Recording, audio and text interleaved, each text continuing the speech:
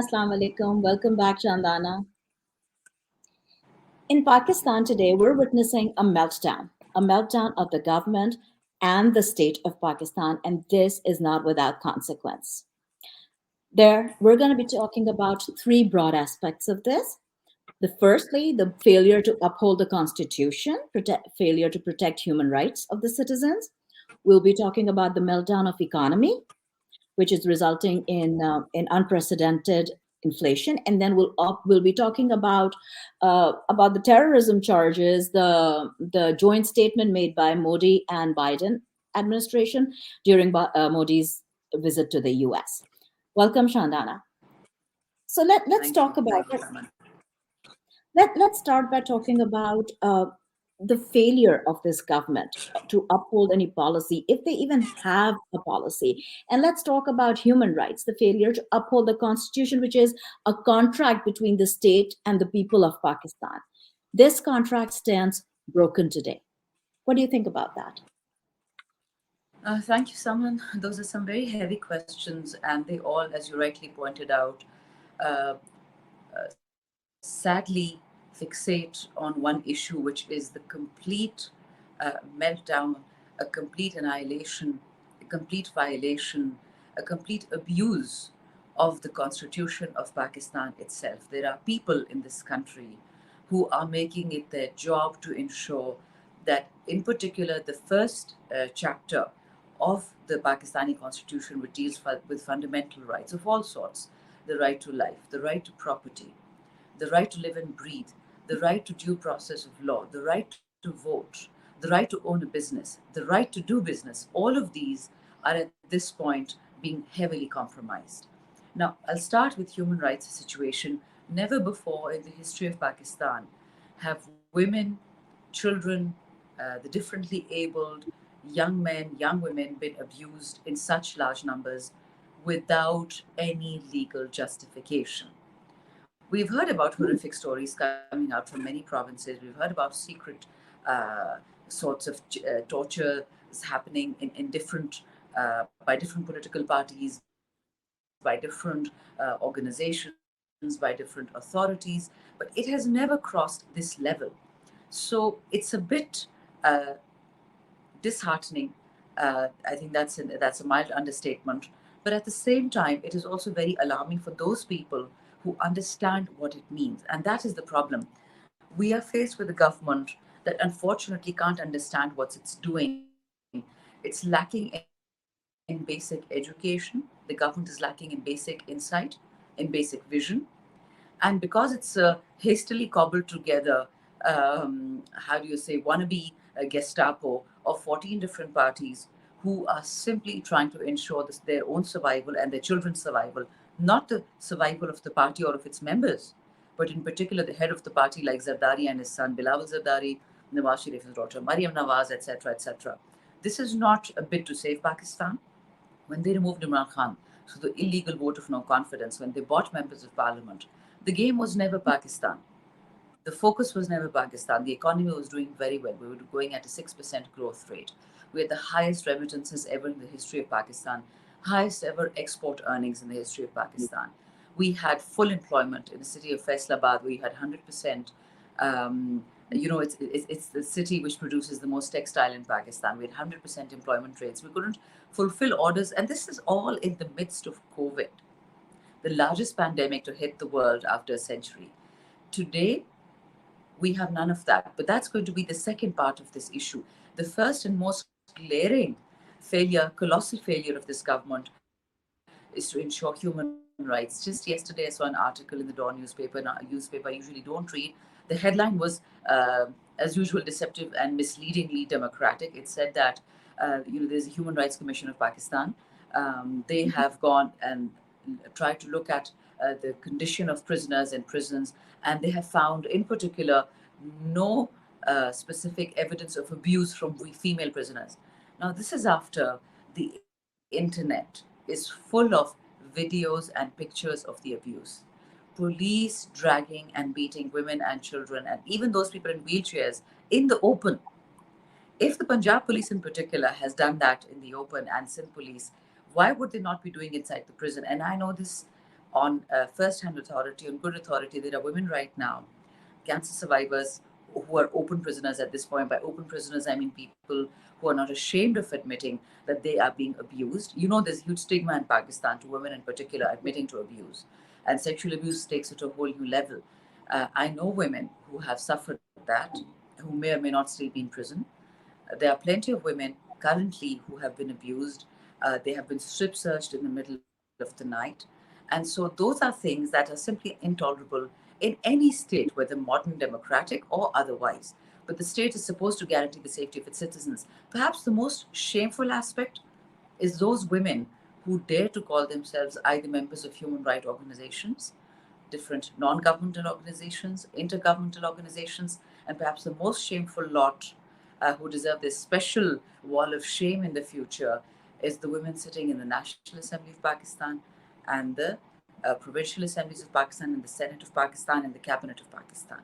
Not one woman has come out and condemned any excess against women and children. In particular, one minister last year said that the women who were protesting um, against the brutality of the police in the context of Women's March, they should not have been abused. But the women who are guarding Zaman Park, and this happens again this year on the 14th of March, that the women who were guarding Zaman Park, they deserve to be abused. And this I'm, of course, paraphrasing her words. I don't remember her exact words, but I have that tweet with me. So what I'm saying is never ever has Pakistan seen this shameful onslaught after, and perhaps if at the time of Bibi's death, if Benazir Bhutto's death was investigated properly by her then husband, who was the president of Pakistan, if he had bothered in the 5 years that he was the president to check what had happened to his wife, a former prime minister of Pakistan was murdered, was martyred. If that woman, if her murder had been investigated today, we wouldn't be looking at this kind of colossal failure of the state. And I can tell you that this has resonating implications on both the economy and international relations. You cannot see these things in isolation. If you will abuse the women of a nation, the mothers of a nation, the message you're sending out to the world is the following: that we are a nation of women beaters. We, the government of Pakistan, the current government of Pakistan, are a woman, a mother beating nation. And you know what happens to those Absolutely. nations? Nobody, not I even your friendly countries, wants anything to do with you, in particular in economic relations. actually, that's where I was going to go with my next question, and about the friendly countries, and about how the international audience, how the globally, how people are reacting to the situation in Pakistan. The budget was given by Ishaq Dar, the economic minister, the finance minister of Pakistan, and the comments by the IMF were, and even the international community, were not very favorable, if I may. And is how much of that has to do with the failure of the state at this point? See, the failure of the state is, of course, the ultimate failure. We're not there yet. But thanks to this inept and corrupt government, we're quickly heading there. This government, cobbled by 14 corrupt dynasties, they are not political parties, they're 14 corrupt dynasties, who have robbed Pakistan blind for the past 40 years. Their facilitators, whether local or international, should have known that they only come to government either to get rid of the corruption cases against themselves or the mega scams they're involved in. Another case was removed against Nawaz Sharif yesterday. Or they come in to make more money for the future and ensure that their children become the future leaders of this country. Now, I would have had maybe a smidgen of respect for Bilawal Zardari or Mariam Nawaz if they had the moral courage to denounce their parents' kleptocratic governments. They were kleptomaniacs, if anything else. They destroyed Pakistan's economy. They took money from our rural centers in Pakistan and transferred it to the urban centers, ensuring that Pakistan is in the grip of such acute poverty that 70% of our people live below the poverty line. Now, that is disgusting. These people were, these it's amazing what kind of complexes we have, that unless wearing a Prada or a Gucci, we're not considered human. These are the kind of people that want to lead this country, and that's what makes me ashamed. There's plenty of smart people in other political parties, plenty of loyal people in other parties that are loyal to Pakistan first and Pakistan alone. You will never see them at the helm of leadership in any of these other parties, because the corrupt dynasties is what keeps Pakistan poor. And to keep Pakistan poor for the next 75 years, they need to keep these corrupt kleptocrats in power. Now, the economy. Recently, we've had a huge amount of taxes imposed on Pakistan on the 9th of June prior to the IMF agreement. A huge amount of taxes imposed on Pakistan ever since this ridiculous government took over. They keep on imposing taxes, but they're never going to tax the rich. They're never going to tax their own relatives. They're never going to tax the businesses that they own. There's a huge every business that you see a huge dole out for, a huge subsidy, will already be a multi-billion business in rupees, of course. So this is the reality of these people, that they want to make the rich richer, the poor poorer, and shrink the middle class, because that's how you disenfranchise the nation. You have 20 to 50 corrupt families, business families that support the Bhuttos or the Zardaris or the Sharifs, and that's enough for them. And they've got tentacles in every arm of the government. They're in the media, they're in the mosques, they're in the parliament, they're in the bureaucracy, they're in every institution known to Pakistan. Shehbaz Sharif gave a 3 hour speech in the parliament once. If you can bring out that speech, please attach snippets of it. It would be interesting for people to hear. He brought out the business partnership of General Kiani's brother with Asif Ali Zardari. Now, that is not speech that Imran Khan made as prime minister or that anybody in PTI made. A 3 hour speech on the House of the Floor describing this kind of illegal transactions. Now, this same Zardari and Shehbaz Sharif are best friends now. It just shows you the depth of decadence, the kinds of level of hypocrisy they can and they're able to sink to. Now, what Hasn't have they done hasn't to the Imran country? Khan hasn't Please, Imran please Khan go ahead. himself hasn't Imran Khan himself commented on this, that when said that the criminal cases against these politicians, the people who are in power right now, those cases were actually originated by each other. So any case that's on the Sharifs was actually started by the Zardaris, Bhuttos, and vice versa. It was never Imran Khan's government that actually started those or filed those cases in the first place. But speaking of nepotism or and helping each other out, you scratch my back, I scratch your back, kind of a relationship that these people have had, and promoting their own family. We just saw the dismissal, I would say, of Mifta Ismail from the politics of Pakistan, who came on as the finance minister when the imposed government first took over, and then he was sidelined by a family member, Dar. Um, do you think that's a reflection of what is going to be done to the middle class and the upper middle class of Pakistan once, like they'll be used, abused, and hung out to dry? Thank you, Saman. There's a lot of questions in there. Let me start with perhaps the most benign one. Not that I'm a fan, but Fatma Bhutto and her brother Zulfikar Jr. are the only two Bhuttos. The rest are Zardaris. So that's an anomaly just to keep the vote bank engaged. Secondly, nepotism is at the core of this country's problems. And nepotism has become kleptocracies, and these dynasties that are trying to propagate themselves in politics are not doing it for politics or for Pakistan. These people wake up and have their own private jets taking them all over the world, all over Pakistan.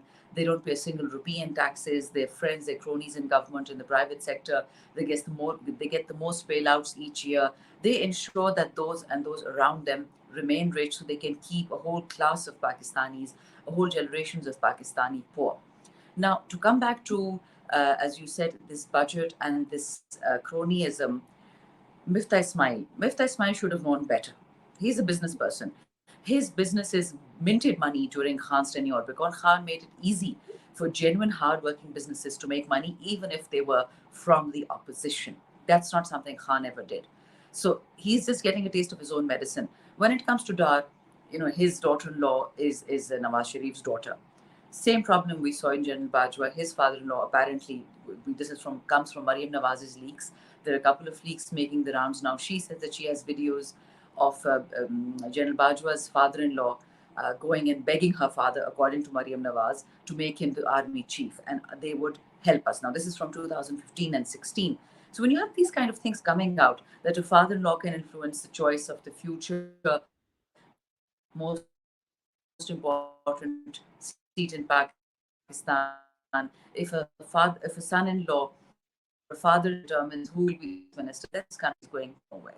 a son, Mariam a daughter, Shehbaz Sharif a brother. Show me one person in the current front row of the government sitting right now, this corrupt government, that is not a relative, a brother or a sister or a father or a mother. Not a single one of them comes from merit, education, or any human decency inside them. They will do whatever they can. They will crush Pakistan's masses if they can in order to ensure a seat at the table.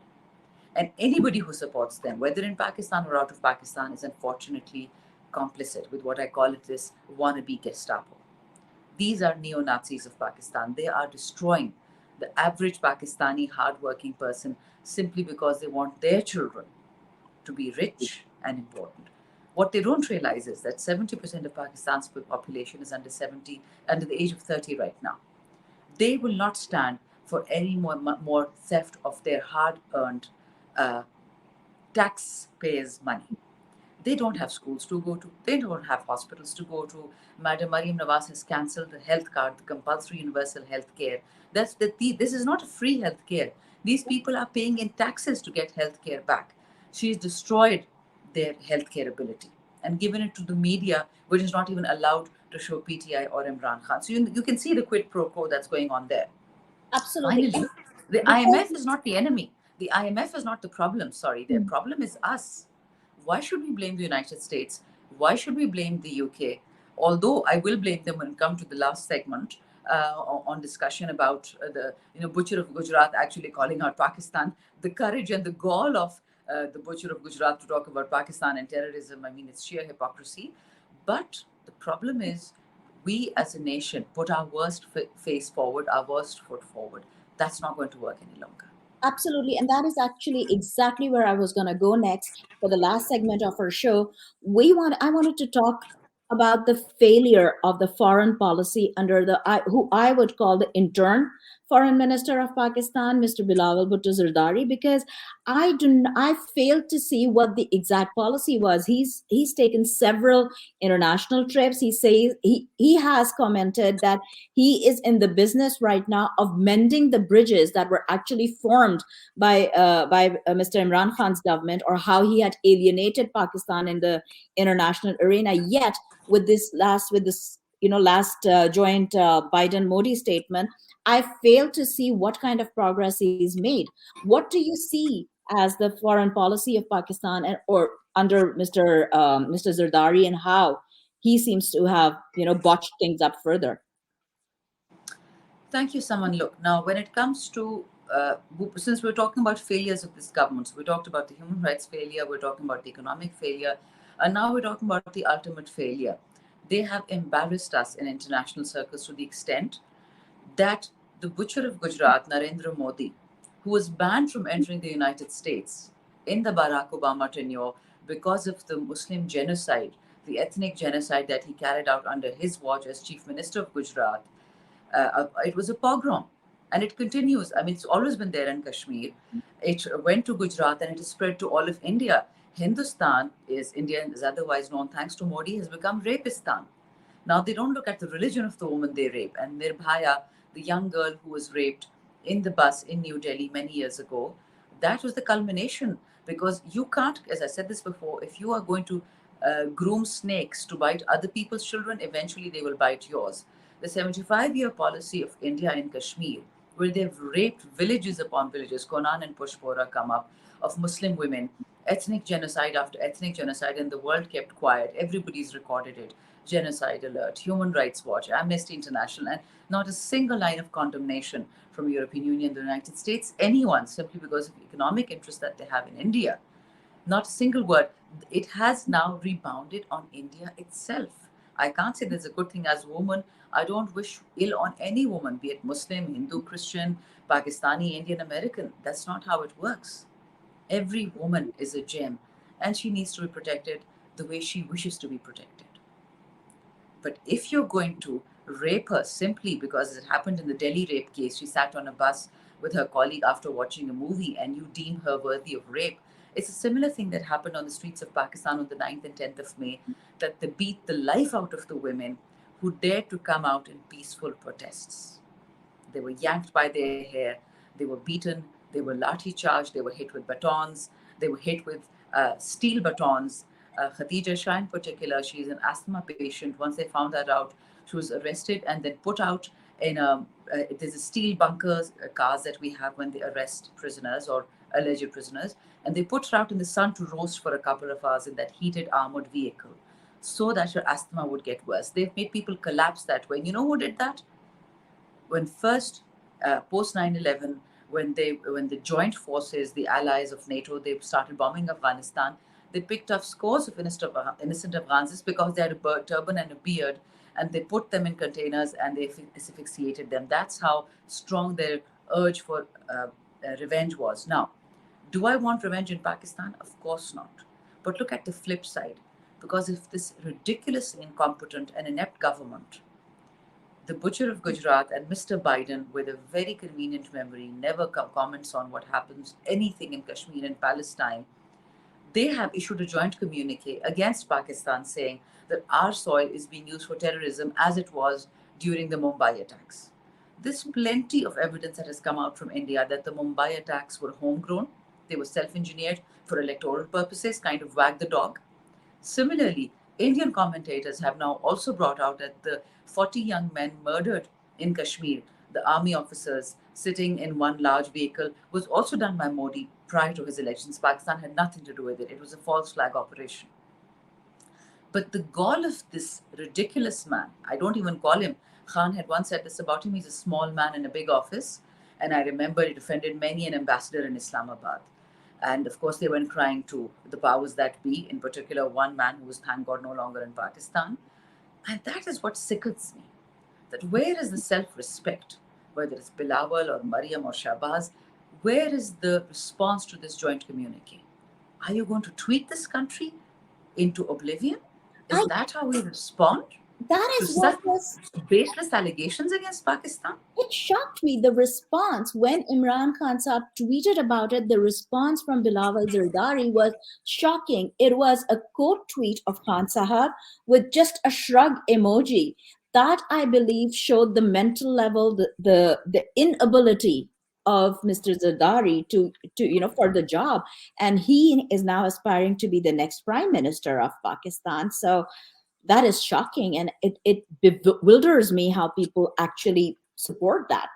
They're all for that. Shandana, yes, please go on. I was just going to say on an ending note, it shouldn't bewilder or shock you. They're known for being inept and corrupt, so it shouldn't be a surprise to anyone. It's Absolutely. sad for Pakistan, but it's not shocking. And that is the saddest part of it. uh, Thank you again for your time, Shandana. I love spending time with you, picking your brains about what we've been seeing in Pakistan. Next week when we meet, I would love to talk more about our people, our society, how our people, our citizens, what kind of role they can play into what's going on right now. Because allegedly, there's been a statement saying that post Eid al Azha, there's going to be a worse crackdown. So let's see what happens. So I hope to see you and talk to you about that. Please stay safe. Thank you once again. Inshallah. If I'm safe, alive, not in prison, we will meet next week. Inshallah.